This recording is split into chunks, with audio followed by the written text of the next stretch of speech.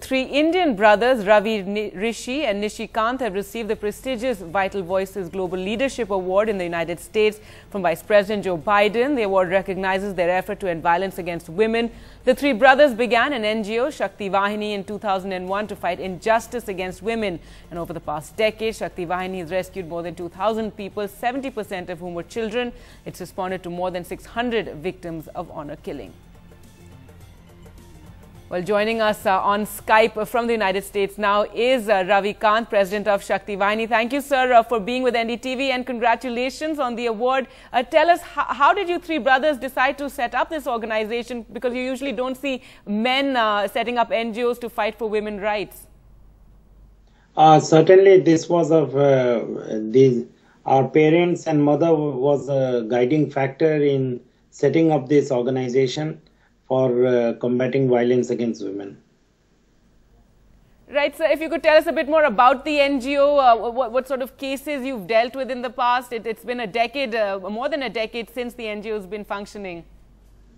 Shakti Vahini works a lot on the issue of human trafficking. We have been continuously rescuing victims of human trafficking from across North India.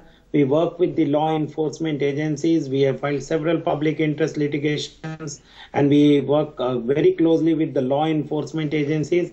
We also have tackled the issue of honor crimes. We have filed a public interest litigation on the honor crime issues. We do a lot of rescue operations at the red light area and also on forced labor, bonded labor, child labor, and all these issues. We have been continuously for the last 12 years. Shakti Vahini has been continuously and vigorously rescuing children and women from different difficult circumstances, and we will continue to do this fight. Apart from the work we do, we are also involved a lot in training and sensitization of the law enforcement agencies across the country, and we work very closely with the anti-human trafficking units, which have been established by the Ministry of Home Affairs. Right. So now, of course, when we speak about violence against women, we must talk about what happened last year in December, the young medical student who was raped and later died, and the impact it had on society in India, how we saw young people take to the streets. In your opinion, as someone who's been working on these issues, how have things changed since then? Certainly, the uprising of and the mass support which we saw in December was a turning point in terms of, because laws which were pending for the last 20 years on sexual assault and rape cases and also on human trafficking were not passed, and now we have this law. For the first time, India has now penal provisions on human trafficking, which has just got the assent of the president.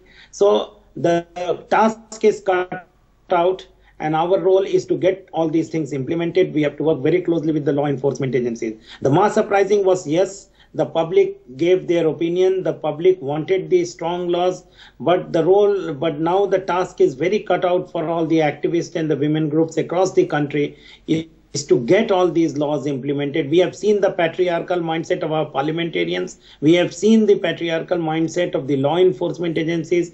We have to work very closely with all these agencies and to see that these laws get implemented. Right. So, and finally, your message to us, the media, when it comes to violence against women and covering such issues. Yes, certainly media has, media had played a big role in this. It had already prepared a ground. Already violence against women and children are center stage in the media. It is one of the prime issues concerning even in the various media reportage, and the whole credit certainly goes to the media, because media played a big role in the whole mass uprising and still continues to play a big role. The various cases which are being reported from across the country has played a big role in molding the public opinion across the country. So, of course, yes, the media played a big role, and now the public has also given its task is that we have to get the laws which have just recently been passed to get it implemented.